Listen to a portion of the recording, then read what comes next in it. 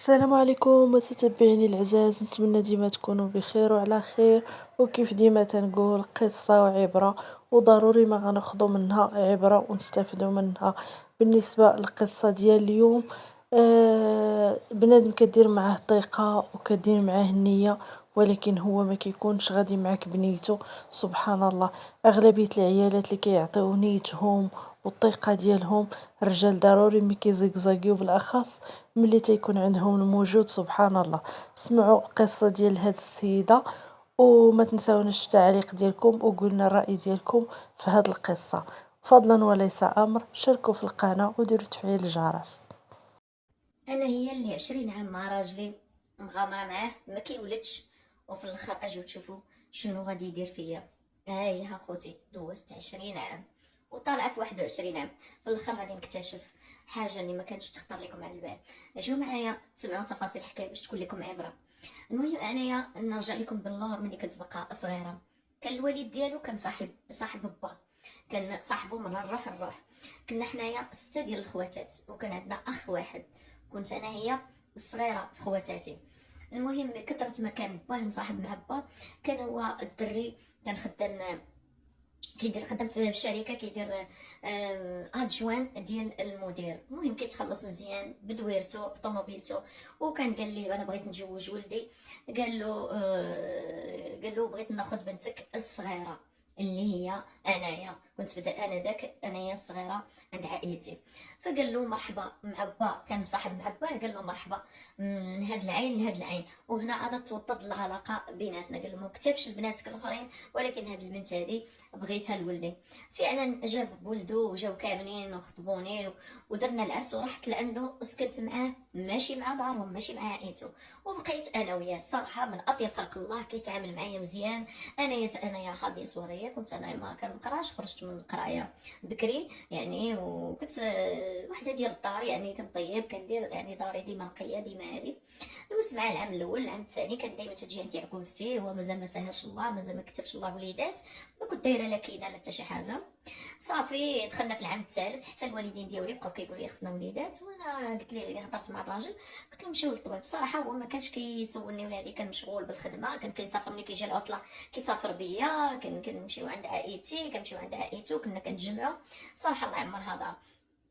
حتى لواحد النهار قال لي نمشيو ندوزو. صافي مشيت انايا، داني عند جينيكولوج. اول حاجه اي واحد كيبغي كيقول المراه هي اللي ما كتولدش. المهم انايا داني انا على اساس هذه، هو ما عندوش كاع في الظن بانه غيدوز. مشيت دخلت قالت لي، قلبتني قالت لي كلشي عندك مزيان، واخا كنا غنتاكدوا نديروا التحاليل نديروا التصاور. دار لي كلشي ديال دارت ليا.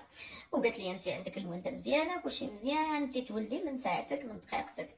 وصافي وجيت عند الراجل، سمع داكشي بودني فرح وداكشي وهادي. ولكن قالت لي خصها راجلك يدير تا هو تحاليل وداكشي وهادي، لان انا ما كانش انت منك العيب، يقدر يكون من هذا باش لا كانت شي حاجه تعالج. وفعلا راجلي ما كانش زعما كاينه هادي، هو كان باغي الوليدات. مشى دار التحاليل ودار هادي ويتجبر ما كيولدش. يعني عنده واحد العطب وهادي ملي كان بكري، وداك الشيء كان مرض واحد المرض وهذا، ومن بعد اثر فيه بكري. صافي. المهم انايا هو تازم وداك الشيء وقال لي شوفي. انا قلت لعائلتي وقلناها لعائلته وداك الشيء. قال لي شوفي الا بغيتيني نطلقك باش تمشي ديري وليدات وداك الشيء ماني. بحكم انايا كان كيتعامل معايا مزيان وكان انسان الله يعمرها دار، قلت شوف ربي ما كتبش ليا الوليدات، ما تعرف من الخير يعني، ما مكتبش ليا. وهذا الراجل انا بغيته من قلبي وحبيته من قلبي وكيتعامل معايا مزيان بما يرضي الله يعني. علاش ربما الولاد ما فيهم خير، ربما ما كانش ربي ما بغانيش نولد كاع مثلا. وهاد السيد انايا ما داير معايا حتى شي حاجه خايبه، علاش ندير؟ فات الوالدين ديالي قالوا لي بنتي صبري معاه. باه قال لي با، قال لي صبري معاه وداك الشيء ومن الخير وما نعرف هذه. هو قال لي شوفي الا بغيتي نطلقك وسيري شوفي حياتك. قلت ليه لا، انا نبقى معاك حتى دينا نموت. حتى عائلته الصراحه كانوا تازموا لان ولدهم ما غاديش يولد وداك الشيء. اي واحد عادي.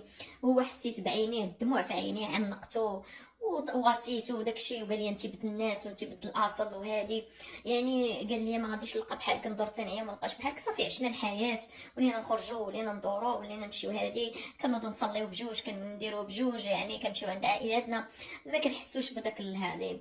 دازت واحد المده يعني عام على عام، عام على عام، وانا غادا وتنكبر والعمر غادي وكيزيد وهو غادي وكيزيد.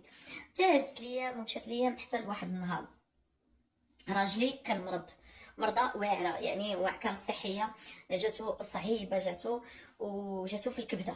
ايوا هنايا يعني صعيب داك هذا جاتو في الكبده، فجا صعيب.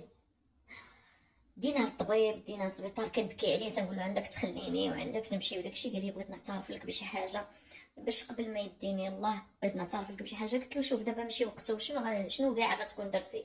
انت كنتي كتعامل معايا بما يرضي الله يوميا معايا، عمرك ما خنتيني، عمرك ما غدرتيني، عمرك ما هادي. هو يقول لي شوفي خليني تنخرج وبغيت نهضر معاك. خرجنا من السبيطار كان ولا شي شويه وخاف لمن الامانه يدي امانته، ويقول لي بركي واحد النهار عمرت كاساتي قال لي جلسي بغيت نهضر معاك. بدا كيبكي قال لي شوفي انا كنت مخبي عليك واحد لهذا، راني هادي 10 سنين، 10 سنين شوف اخوتي 10 سنين نتزوج بواحد السيده مطلقه وعندها 2 ولاد، ولد وبنت. قلت له فوقاش كنتي كتمشي عندها؟ يعني يوميا انا معايا، فوقاش كنتي كتمشي عندها؟ وزيدو انت اللي ما كتولدش ماشي انا، يعني نورمالمون اللي غادي تهرب ولا غدير هي انا اللي خليتيني بلا ولاد بلا وتاد بلا راجل اللي مثلا غادي نمشيك وراني مشيت تزوجت وراني هادي وانا صبرت معاك وانت تمشي دير لي هاد الحاله. قال لي لا والله لا سمحي لي وما كنتش هادي، وانا غير صدفه تلاقيتها وداك الشيء وهي بقات شاده فيا وصافي. قلت لها ما كنولدش، وليت هذوك الوليدات دخلوا لي لقلبي وصافي. وقلت شي نهار انت تمشي عليا ولا هادي، ومع كان دائما عندي الشك تقدري شي نهار تخليني. قلت له شوف 20 عام وكان عيني نخليك وراه خليتك ملي كنت باقا صغيره، خليتك العام الاول العام الثاني ونسمح فيك. قال لي كنت خايف منك وداكشي. قلت الله ما نتزوج بهادي عندها وليدات، ورغم ان راجلي مسك عليه الله ولا لاباس عليه بارك الله، دار ديور دار الاراضي يعني كل شيء وتزوج بها وبدون العلم ديالي.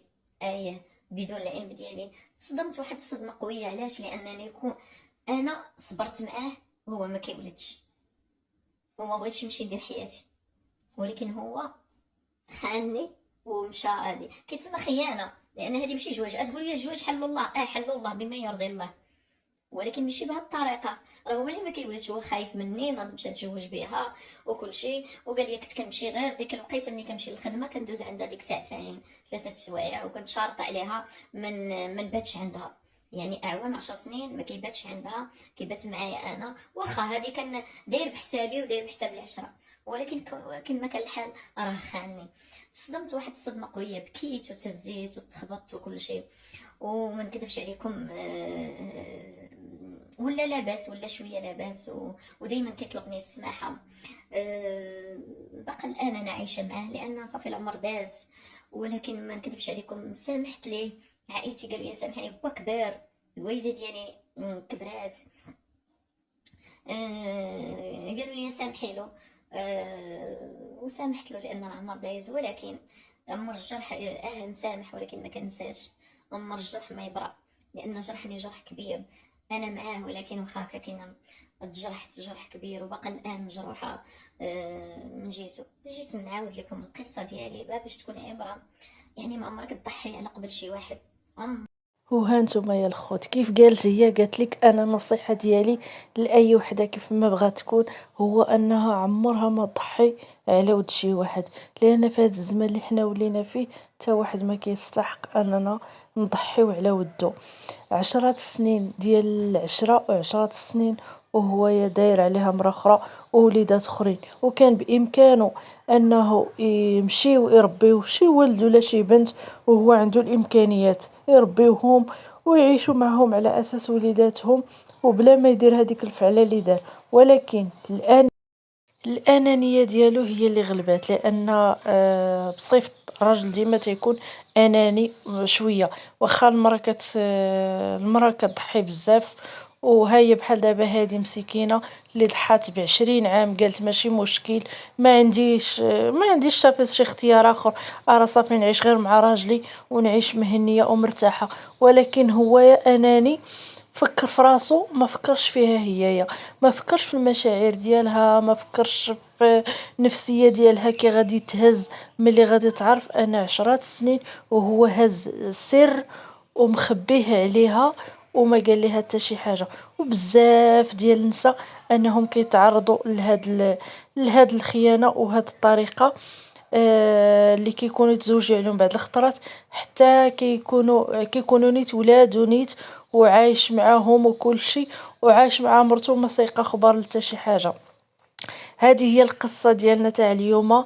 نتمنى انكم تفاعلوا معها وتقولنا الاراء ديالكم في هذا الشيء اللي دارت هذه السيده، واش هي اللي غلطت في حق راسها، لان بعض الخطرات كنغلطوا في حق ريوسنا ملي كنتنازلوا على بزاف ديال الحوايج وكنضحيو على ود شي حد، ولا هو اللي بصح نيت هو راه غلط. ولكن في نظركم نتومايا عطيونا الاراء ديالكم وفي التعاليق ديالكم، وما تنساونيش كيف ديما في الدعم ديالكم وفي البارطاج، وديروا تفعيل الجرس باش يوصلكم ديما الجديد ديال القصص. خليتكم في امان الله وحفظه، الى القصة القادمة ان شاء الله اللي تكون فيها عبرة، وتكون ديما كنبغي القصة يستافد منها الواحد وتكون فيها عبرة ليه لأي واحد سمع ليها. خليتكم في امان الله وحفظه.